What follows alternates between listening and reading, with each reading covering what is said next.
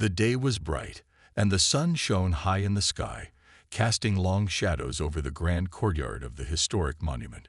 It was a special day, one that many had been waiting for. A large crowd had gathered, eager to witness the prestigious military ceremony. Tourists, families, and officials stood in neat rows behind the barriers, their eyes filled with admiration and respect for the uniformed guards who stood in perfect formation. Officer James Carter watched everything closely. He had been part of this tradition for many years, and he knew the importance of discipline. The ceremony was not just about following rules. It was a symbol of honor, dedication, and respect for duty. Every movement had to be perfect. Every step had to be precise. Nothing could go wrong. Among the guards standing in formation was Private Daniel Hughes. He was new to this role, but he had trained hard for this moment. This was his first time participating in such an important ceremony, and he was determined to do everything right. His uniform was crisp, his boots shined, and his rifle rested perfectly on his shoulder. He had been told many times that no matter what happened, he had to remain still. That was the rule. That was the protocol. As the ceremony began, the air filled with the sounds of drums and the rhythmic march of soldiers. The guards stood tall, their faces emotionless, their posture perfect. The audience watched in awe, appreciating the dedication and discipline on display. For many, this was not just a ceremony. It was a reminder of bravery, commitment, and the deep traditions of the military. James continued observing everything, making sure that every movement was flawless. He took pride in his duty, and he expected the same level of commitment from everyone else. But as the ceremony progressed, something caught his attention.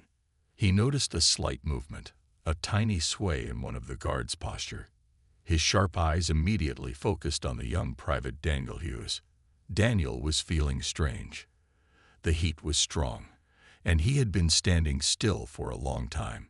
His uniform felt heavier than before, and his vision was beginning to blur. He tried to stay focused, reminding himself of his training. He knew he had to be strong, but his body was not listening. A wave of dizziness washed over him, and he struggled to keep his balance.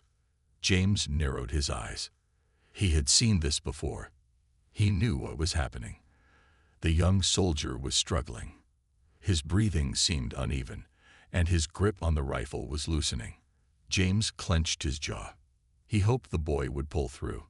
But deep down, he knew this was not going to end well. The ceremony continued, unaware of the silent battle Daniel was fighting. The crowd remained focused on the event, enjoying the performance. But James could see what others couldn't. He could sense that something was about to happen. And if it did, he would have to make a choice, one that could change everything. Private Daniel Hughes stood as still as he could, but his body was getting weaker with each passing moment. The sun was high, and the heat pressed down on him like a heavy blanket. Sweat trickled down his forehead, but he couldn't move to wipe it away. His hands gripped his rifle tightly, trying to hold on to his focus, but everything around him was starting to blur. He had trained for this moment for months. He had dreamed of standing tall, looking strong and disciplined, just like the experienced guards beside him. He wanted to make his family proud, to show his officers that he was worthy of wearing the uniform. But something was wrong. His legs felt shaky, his breathing was uneven, and a strange lightness filled his head. Officer James Carter kept his sharp eyes on the young soldier. Years of experience had taught him to recognize signs of distress. He had seen it before. New recruits pushing themselves too hard, determined to prove their strength but forgetting to listen to their own bodies. He knew that the human body had limits, and Daniel was dangerously close to his. The ceremony continued, the rhythmic sounds of boots striking the ground echoing through the courtyard. The guards stood firm, their faces unreadable, their discipline unshaken. The crowd admired their precision, unaware of the silent struggle happening within the ranks. Daniel's heart pounded in his chest. His vision was fading in and out, and his ears were filled with a ringing sound. He blinked rapidly, trying to shake away the dizziness. But it was no use. His knees trembled. He felt his strength slipping away. James took a deep breath, his jaw tightening. He had seen enough. The young soldier was losing control.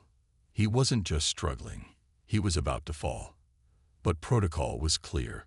Guards were not supposed to break formation. No matter what happened, they had to remain in position, standing firm like statues. That was the rule. Daniel swayed again, this time more noticeably. A few people in the crowd began whispering, their eyes shifting toward him. They could sense something was off. James' heart pounded. If Daniel fell, he could hurt himself badly. His rifle was heavy, and the impact could be dangerous. For a split second, James considered waiting. Maybe Daniel would recover. Maybe he would gather his strength and push through. But deep down, James knew the truth. There was no more strength left in the boy. His body had given up, even if his mind was still trying to hold on. Then it happened.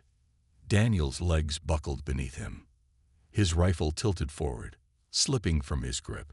His body swayed uncontrollably. The moment felt slow, as if time had paused. James took a step forward, his heart racing. He knew what he had to do. Rules or not, he wasn't going to stand by and watch a soldier fall. James Carter moved before he could think. His body acted on instinct, years of training kicking in as he stepped out of formation. In that moment, nothing else mattered, neither the rules nor the watching crowd. All that mattered was catching the young soldier before he hit the ground. Daniel Hughes was completely unaware of what was happening. His body had given up on him.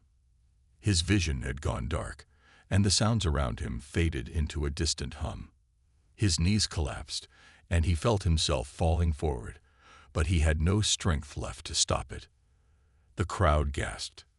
A soldier falling during such an important ceremony was rare, and it shocked everyone. Some people covered their mouths, while others whispered in concern. But the real surprise wasn't Daniel collapsing. It was Officer James Carter breaking formation to catch him. James reached out just in time. His strong arms caught Daniel before he could hit the hard ground. The young soldier's rifle slipped from his grip and clattered onto the pavement, but James didn't care. He steadied Daniel, holding him upright so he wouldn't completely collapse. For a moment, everything was silent. The other guards remained still, their training keeping them from reacting. The officers in charge watched closely, their faces unreadable. The crowd held its breath, waiting to see what would happen next. James could feel the weight of Daniel's body leaning against him. The boy was unconscious, his face pale, his breathing shallow. He was overheated and exhausted. James knew that if he hadn't stepped in, Daniel could have been seriously injured. Breaking protocol was a big deal. Soldiers were trained to follow rules no matter what. But James had made his decision. Some things were more important than rules. A soldier's well-being came first. A few seconds passed, and then a couple of medics rushed forward. James carefully lowered Daniel to the ground as they checked his pulse and temperature. The ceremony was still happening, but now, all attention was on what had just unfolded. James looked up and saw the other officers watching him. He knew he would have to answer for his actions. He had done something that was not allowed, and there could be consequences. But as he looked down at Daniel, he had no regrets. The young soldier slowly stirred, his eyelids fluttering open. He was confused, his body weak. His eyes met James, and a look of gratitude crossed his face. He didn't have to say anything. James understood. The whispers in the crowd grew louder. Some were shocked, but many were impressed. They had seen discipline before, but today they had witnessed something even greater: compassion. James stood up, straightening his uniform. No matter what happened next, he knew he had done the right thing. The entire courtyard was silent for a moment. The air felt heavy, filled with the weight of what had just happened. Officer James Carter stood tall, his face calm, but his mind was racing. He had broken formation, something that was strictly against protocol. But looking down at the young soldier he had just caught, he knew he had no other choice. The medics worked quickly, checking Private Daniel Hughes for any injuries. His face was pale, and his breathing was shallow, but he was conscious now. One of the medics placed a cool cloth on his forehead, trying to bring his body temperature down. Another spoke to him in a low voice, asking if he could move his fingers, his legs. Daniel blinked, still dazed, but he nodded weakly. The crowd murmured among themselves. Some were still shocked, while others exchanged looks of admiration. They had come to watch a flawless ceremony, but instead, they had witnessed something even more powerful, a moment of humanity. James stood beside Daniel, his sharp eyes scanning the officers standing in the distance. He knew they were watching. He knew they had seen him step out of line. His heart pounded, but he kept his expression steady. He wasn't afraid of what was coming. He had done what any true leader should do: protect his fellow soldier. One of the higher-ranking officers finally stepped forward. His face was unreadable, his posture stiff. The other guards remained in their places, their discipline unshaken. Even though they had just witnessed something extraordinary, they knew their duty was to stay still. James braced himself. He expected a reprimand. He expected words about discipline and the importance of following orders. But instead, the officer gave him a single nod. It was barely noticeable, but James caught it. It was a silent acknowledgement, a quiet approval. The officer then turned to the medics and gave a simple order: take him to the medical tent. James felt a slight sense of relief. At least for now, the focus was on Daniel's well-being. He watched as the medics carefully helped the young soldier to his feet. Daniel was still weak, his legs trembling as he tried to stand. But before they led him away, he turned to James. "Thank you, sir," he whispered, his voice barely audible. James gave him a firm nod. "You did well, soldier," he said, his voice steady. Daniel's eyes filled with gratitude. Then, with the help of the medics, he was taken away from the courtyard, disappearing into the medical tent. The ceremony resumed, but the atmosphere had changed. People had just witnessed something rare: an act of kindness in a place ruled by strict discipline. James returned to his place, standing tall, his face expressionless once again. But deep inside, he knew this moment would not be forgotten. Not by him, not by Daniel, and certainly not by the people who had seen it all unfold. As the ceremony continued, James Carter stood back in formation, his posture as straight as ever. To an outsider, it might have seemed like nothing had happened. The guards still stood tall, the officers remained composed, and the event carried on with its usual precision. But in reality, everything felt different. The air was filled with whispers, quiet glances exchanged between the crowd members who had witnessed the moment of kindness. Even among the soldiers, though no one spoke, there was an unspoken acknowledgement of what had just occurred. James had done something unexpected. He had broken protocol to help a fellow soldier in need. It was a rare sight in a place where rules were everything. James kept his face calm, but his mind was still alert. He had no regrets about what he had done, but he was fully aware that there would be consequences. Breaking formation during a prestigious event was not taken lightly. He had acted on instinct, but would the higher-ups see it that way? A short while later, as the ceremony reached its final moments, James noticed a movement near the side of the courtyard. A medical officer stepped out of the tent where Private Daniel Hughes had been taken. The young soldier was now sitting upright, drinking water, looking much better than before. James felt a sense of relief. The boy would be fine. Then an officer walked toward him. It was one of the senior commanders, Colonel Richardson, a man known for his strict discipline. He had been watching everything from a distance, his sharp eyes missing nothing. "Officer Carter." The colonel's voice was firm yet measured. James immediately stood at attention, ready for whatever was coming next. "You broke protocol," the colonel continued, his voice carrying no anger, just fact. "Yes, sir," James replied without hesitation. He didn't try to justify it. He didn't make excuses. He knew what he had done.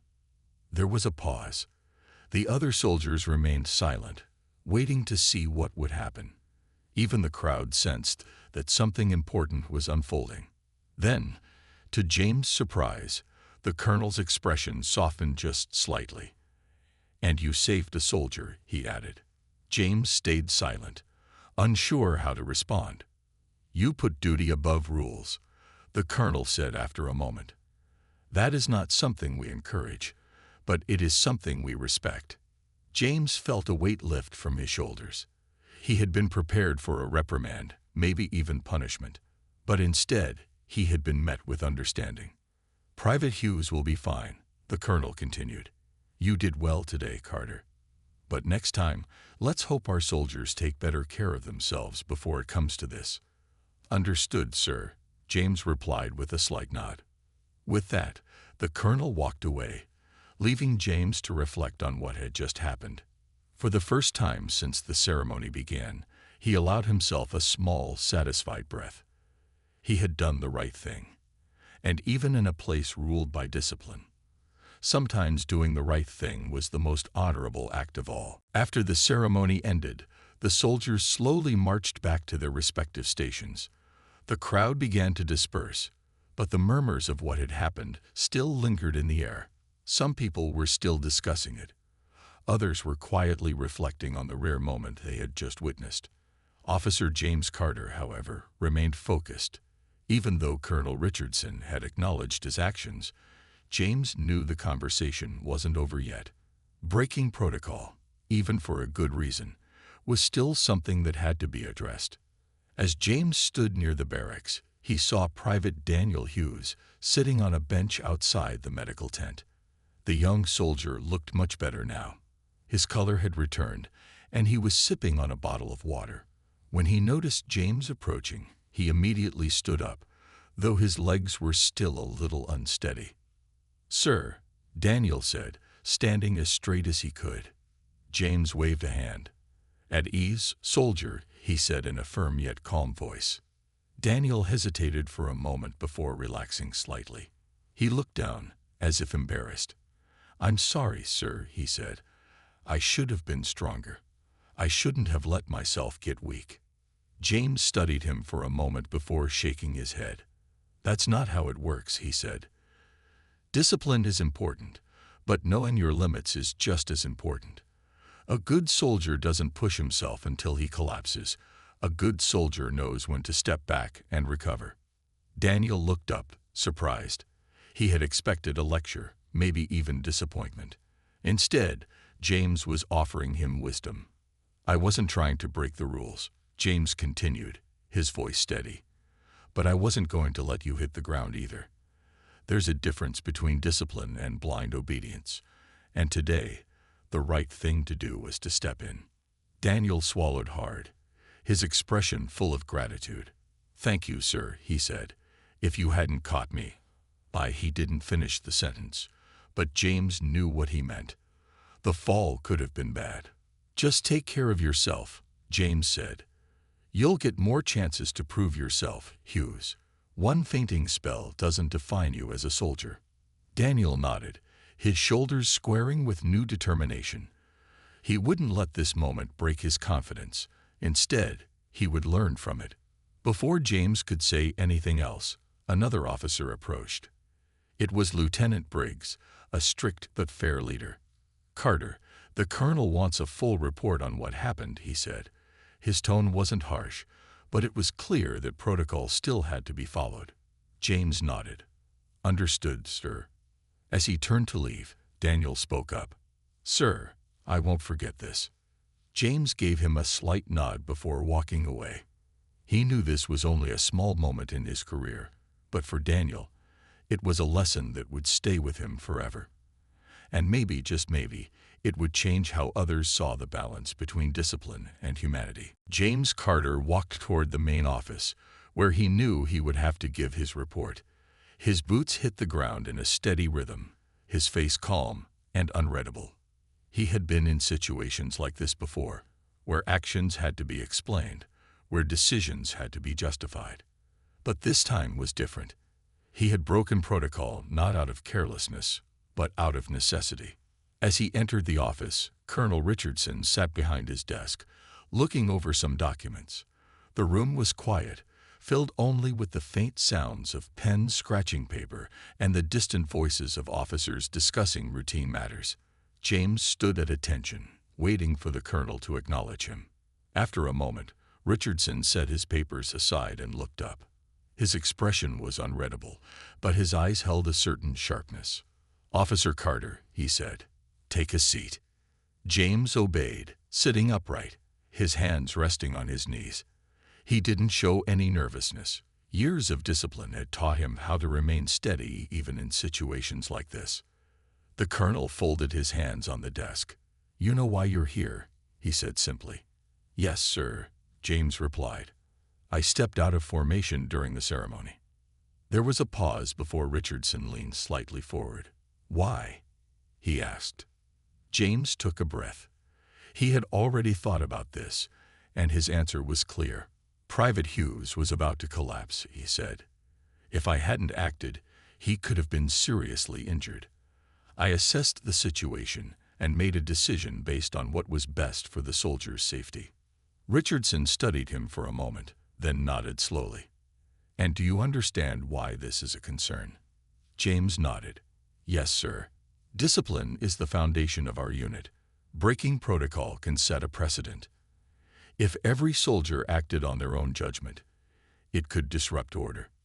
Richardson tapped his fingers on the desk, as if thinking carefully about what to say next. Then, after a few moments, he spoke again. "What you did was against the rules," he said, "but it was not wrong."